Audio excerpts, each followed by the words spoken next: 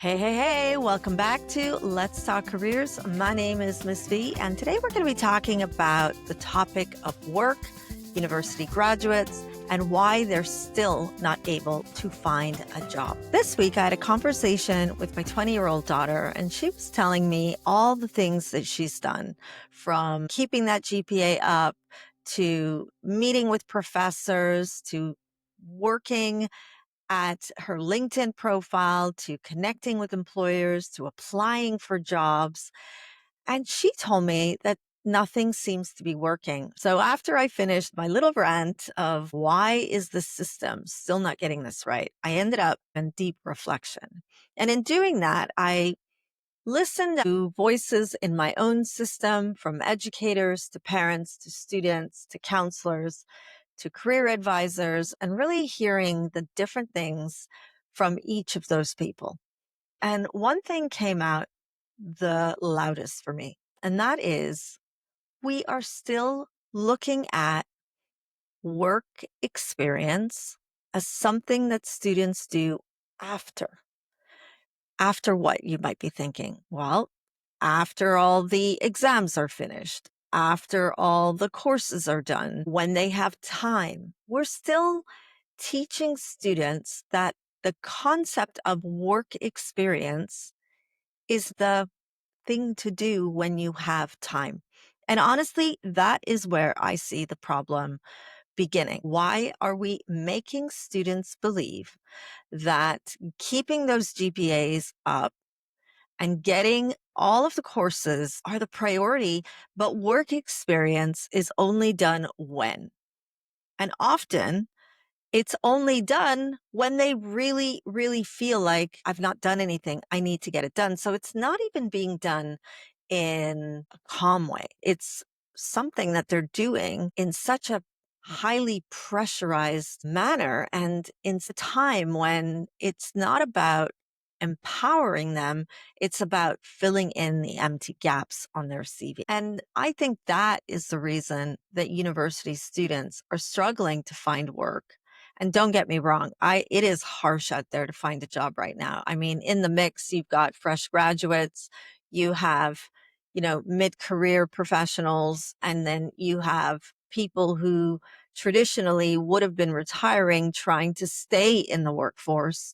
And throwing AI into the mix and eliminating many roles and automating others and creating new job roles that require a completely different skill set. That is deeply complex. And that is a huge part of the problem, which brings me back to my question. What are we actually doing to prepare these students, not to get them to university, but to prepare them with a strategy that enables them to understand the complexities of the labor market and to understand the requirements of someone navigating that labor market? As always, I reflect in and go, okay, Maria, when you were working in a school, what did you actually do? I mean, you preach a lot about what needs to get done, but what did I actually do?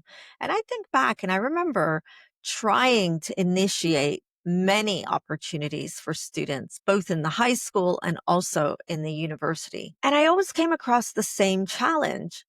The challenge came from the school leadership that didn't prioritize or even want to have leadership conversations about the realities of finding work in today's labor market and the realities of the challenges that their students would eventually be facing if they didn't address the necessity of career readiness in secondary school. So I think that's where our attention needs to go to. We can't blame the career counselors in schools, while not completely, but we really do have to empathize with them, because if your child's at school right now and your school hires a career counselor, you'll also know that their focus is on getting those grade 12 students or year 13 students into university. And the students that don't want to go to university, they're just kind of like given some support, but mostly they're asked to kind of navigate that on their own. And The reason for that is because the metrics that need to report back to the leadership office is how many students got into uni, how many went to high ranking unis. And we need to ship that information off to the marketing department so that the marketing department can post it on our socials so that it shows that our school is highly competitive and we're going to be able to market our school and get new students wanting to attend our school. And that's what business is all about. And if your kids go to a public school, well, that's no different, except the conversation is, where is the funding going to go? And it always lands back on the leadership table. What does the leader believe about the future of their students? And where do they believe that their funding should go into? I'm not here saying schools are getting it wrong and it's because they don't care. I'm here saying schools are getting it wrong because they're doing what's always been done, and who is critically reflecting on that journey of discovery of your system. Is anyone saying, do we say as an institution that our job is to get them to the next stage of academia, or how they live their lives when they reflect back to their foundation? Are they going to reflect back and go, that was an experience that taught me a lot about myself as a student, but it gave me the confidence to walk into my adult life feeling like they cared and they helped me to really think about the choices that I was going to be making. I'm thinking out loud because I want you to think differently. I'm thinking out loud about some of the things that you might not be thinking about until you have to. So you will have to think about this when your children get to the stage of applying to hundreds of jobs and getting rejected because they didn't have experience or because they couldn't meet the entry requirements that the employer is requiring. Career counselors in high schools are spending their time on application deadlines, preparing students for their academic portfolios, inviting university representatives, educating parents on university application processes, chasing students that need to complete those application processes, reaching out to teachers and reminding them about the deadlines and reference letters, and then looking at the students that are, preparing for that next grade to come up and getting them ready. And then suddenly there's a bit of space in their schedule, and then they focus on work experience.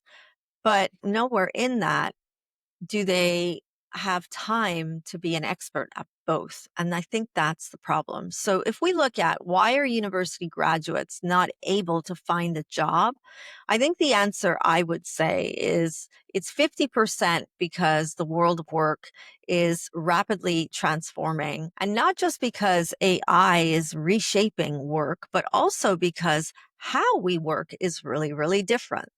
So whereas before you would need to geographically be in the same place as the employer, now many employers are like, you could work remotely.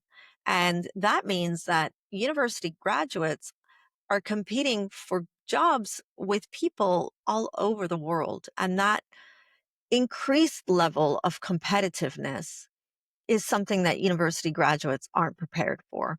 The second thing that I would say is another challenge is that university graduates who have spent almost 17 plus years as a student focused on grades and GPAs and assignments and, deadlines still speak like a student, and they're unable to translate what they're learning into a job interview. And that is probably why many of them are not able to make it through that interview process. And then, of course, throw into the mix how CVs are being looked at and who is able to actually make it into the interview. So when we think about how do we get them ready, I think for me, it's we've got to get it right in secondary education. We have to stop looking at work experience as that thing you do after or when you have time.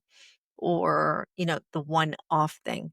We have to start looking at career education just like we do STEM subjects. It has to be a core subject and it should be embedded in every single subject. There should be somewhere in a teacher's subject lesson where a reference to a workplace or a work task or an employer comes into that lesson. There should also be the requirement of learning how to find an internship, because that process that they use in high school, finding an internship, is the same process they're going to use as an adult looking to find a job. It's no different. So many career advisors are like, it's hard to find an internship. Hello, of course it is. It's even harder to find an actual job. So we've got to help them with that. I want to bring it back to my 20-year-old daughter and the advice that I give her. And I often tell her, listen, number one, it's hard. We're not going to pretend it's not hard. Number two, finding a job or finding an internship is more about staying the course, being resilient and thinking differently and waking up every day and trying again and looking at the whole process as a journey instead of the job as a destination, and being highly selective about what you apply to, because it's draining your energy. And also connecting with actual people means that you're using many of the human skills that an interviewer will be looking for in the interview. So if you can connect with other humans in any capacity and start demonstrating the resilience, the agility, the adaptability, the knowledge, the insight, the solution finding mindset, the learner mindset. If you can translate those things in regular conversation, you're definitely going to get more attention than you would if you simply submitted a CV. And then finally, we need to educate our career advisors in high school, and we need to finally start allowing career advisors to have a team of people. And in that team, everyone does a different task.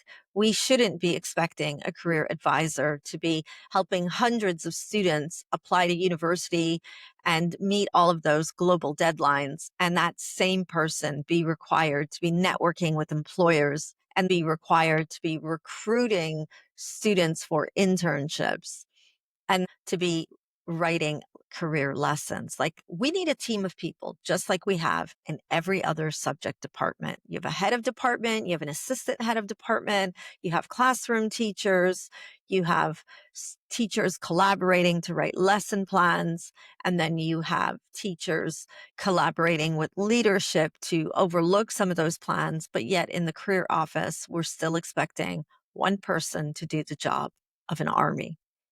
Anyway, I don't know if this made any sense. That's what was in my head today. And I thought that's what I want to bring to you in today's episode. So if you're walking away feeling a little confused about, well, what was the actual topic? Welcome to my world. This is what I think about when I'm thinking about careers. I'm thinking about the big problem first. Why aren't they getting jobs?